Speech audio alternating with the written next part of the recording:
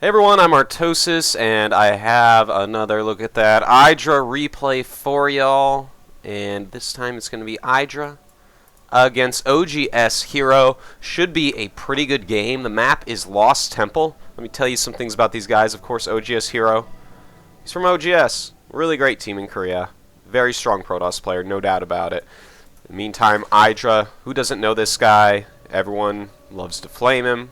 A lot of fans, a lot of anti-fans. A player that really divides the community. It is EGIdrA from EG. And I'm pretty excited to see this PvZ action. Right now, Zergs pretty much all agree that this matchup is the hardest. But Terran vs. Zerg is coming back as well in that poll, believe it or not. It's funny how that seems to work out. Keeps on rotating between the two as people gain more understanding of either the non-Zerg side or the Zerg side of the matchup. Just scouting here. Sees nothing, gonna go ahead. This probe scouting very quickly as well. Now, notice the probe comes out to scout right here. It's to see if an Overlord's coming in like this one did there. It's something you have to do as a Protoss player and as a Terran player. You have to see if that Overlord is coming. Now, we do have, it's a gateway. Not going to go for a fast cannon expansion. Not going to go for any cannon-related activities. EGIdrA pool first. Looks like no gas for him. That's going to allow him to get his expansion up a little bit quicker. Have a stronger economy than if he went for the gas build. Both are quite good against Protoss. Whereas the hatch first can be quite dangerous against a really well-seasoned veteran Protoss. Now, it's going to be pretty normal build orders for a minute here. The first giveaway that we're going to see from Hero is how quickly he gets his second gas. If he gets it very quickly, it's likely to be a fast expansion, or perhaps tech. If he gets it very slowly, it could be one of these Zealot Stalker all-ins. In fact, in that case, he probably wouldn't get his gas at all. So you see standard wall in here. EGIdrA, on the other hand, going for his expansion after the pool. Still no gas. Really got to power up as much as possible. There's the Overlord. Queen on the way. And I'm sure he's going to make a little Zergling. There you go. That's going to be to chase away the probe. Go ahead, make your gas. Pretty standard. Drone on the way. Overlord going to sit atop there and watch for whatever's going on. Second gateway being made at the choke. You know, Zerg's always going to know that you have more than one gateway, so may as well show two. No reason to show more than that. You may as well hide the rest so that Zerg can't scout as easily. And look at this. Saving a lot of chrono boosts. Going to chrono boost his Stalker out. That's pretty important. Get that Stalker out quickly so the drone is killed. Now, I'm just going to want to see if he takes this gas.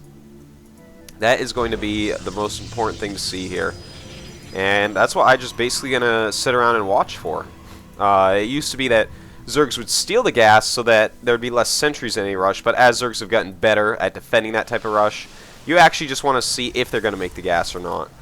And so the drone going to be attacked. He's going to dart back in here to try to see if this gas is taken, and he sees it just the edge of it that it has not been taken yet. Now that's going to make EGIdrA a little bit wary. See, he is making a spine crawler to bring out. Got to throw down a creep tumor here as well, I'm sure. Bam, there you go. Always got to connect these two bases with creep because you never really know what's coming at you. So, we have a couple Stalkers coming straight out, and this is actually a really cool build where you get the second gateway quite quickly, and you just chrono boost out some Stalkers. And this is only really good, though, if you see that they were not getting Zergling speed first. If they do, this is worthless, but as is very good. EGIdrA, though, figured, oh, this could be on the way, so makes that spine crawler. So this is actually not going to do anything.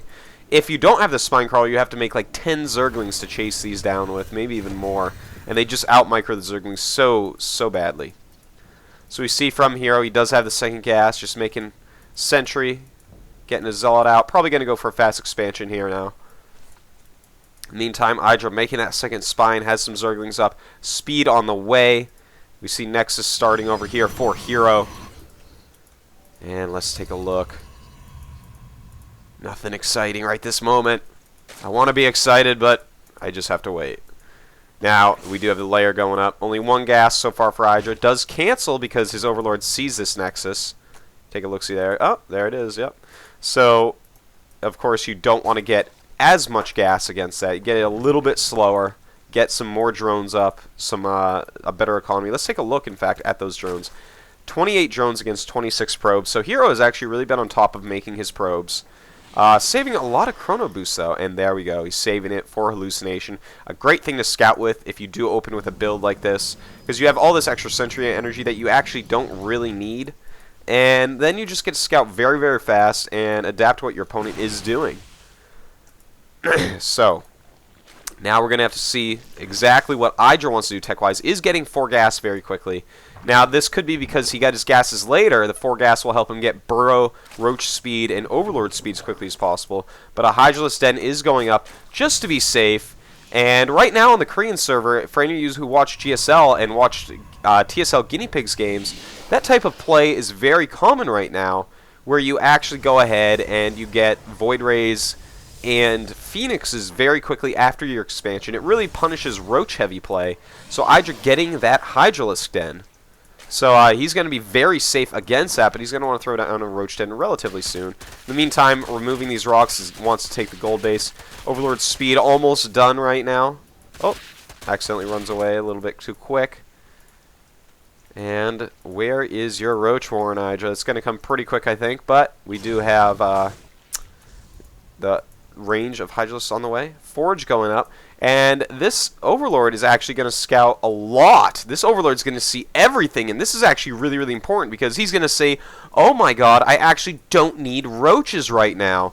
And that's going to allow him to drone more, make more Hydras for now, because Hydras hold off any Warp Gate units very, very well before High Templars. And so he basically knows exactly what's going on. Now, are we going to see upgrades here? I believe so. I'd be very surprised if he doesn't want to go ahead and upgrade, but down goes the Robo as soon as the Overlord's done scouting. He realizes, okay, probably EGIdra's just going to sit there and make Hydras, so I can't do anything. Got to get those Colossus out, and he is right. That's exactly what he has to do. EGIdrA, in the meantime, taking the extra base, spreading his creep out so he can actually get over there and defend with these slow Hydras. And EGIdrA even starting an Evolution Chamber. Nowadays, in this matchup, you just get 1 or 2 armor upgrades. Not really that helpful against Colossus, so we'll be seeing range attack for certain. And the Roach Horn is going up as well. Good timing on that, because this is a very slow robotics. And there we go, the upgrades are being boosted out. Now, right now, ooh, I like that. You make the hallucination, kill the Overlord on the ledge, and you send it off to scout. Very nice. Does supply cap EGIdrA. Right now, by the way, EGIdrA 91, Hero 77. That's pretty okay, pretty normal for exactly what's happened this game. EGIdrA adding on the macro hatch before his gold base finishes. Perfect timing on that. By the time this is done, this will be droned up. And he's going to be able to just produce a ton of units. Now, no Burrow for EGIdrA yet. Not as big a fan of Burrow as some others are, such as myself, Rhett, and HeyPro are. But still, he oftentimes does get it. Would not be surprised at all if he gets it pretty quickly here. Roach speed on the way, +1 ranged attack, and a Spire.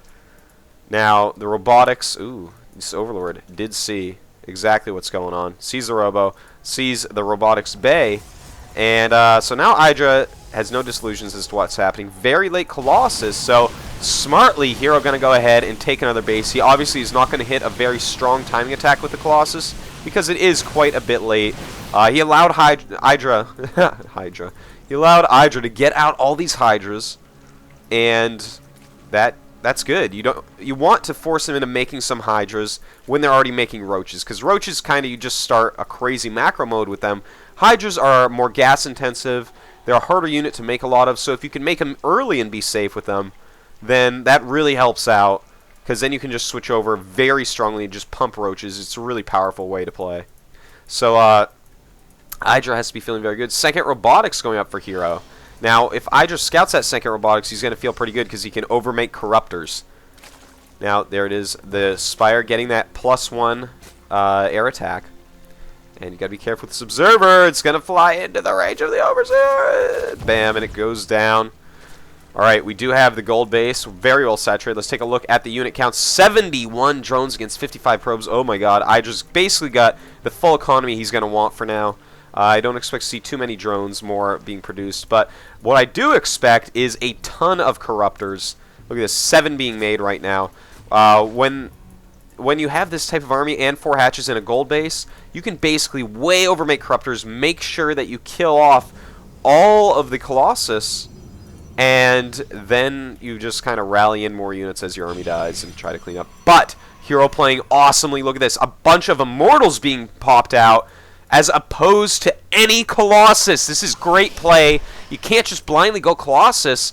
It can be quite risky because once they kill them with the Corruptors, it's a huge investment. But the Colossus is going to absolutely own up Roaches, and he is pumping out 2 Robotics Chrono-boosted Immortals. And that is going to put him into this great spot. But EGIdrA going to scout that and maybe even take one out here, it looks like. And that is going to really help him because he's going to realize, uh-oh, I am making a lot of Corruptors for absolutely nothing. Now, if you look at this army, this is a Roach killer army. Hydras are going to be very important for EGIdRA, but he is making a lot of Roaches, is getting the Hive, and he's definitely going to have to use the Corruptions on these Corruptors very well. Excuse me. But this is going to be a pretty scary attack when it does end up coming, especially, well, he is getting Blink, but is there a Templar Archive somewhere? I do not see one. One of the ultimate unit combinations for Protoss is Stalker, Zealot, Sentry, Immortal, High Templar. There's not a really great unit counter to that for Zerg. Normally you'll just try to go Broodlords and, you know, play like that, you know, just kind of push forward slowly, use Spine Crawlers, use a lot of Roaches, but it's a very scary set of units that you can make. And so this could get extremely scary if he does choose to make High Templars. As is, though, he doesn't have the biggest amount of cost efficiency here, if I could call it that. I don't know the exact word to call it right this second, but I mean, yeah, he has the spellcasters in the sentries, and force fields are going to play a huge role in everything. But when the Broodlords do come out, yeah, he can blink and stuff like that. He can force field stuff off so he can blink into it correctly. But without Psystorm, he is going to get whittled down very much quicker. So we see it looks like he does want to attack. 180 supply against 192. EGIdRA taking a couple more bases right now as he is safe.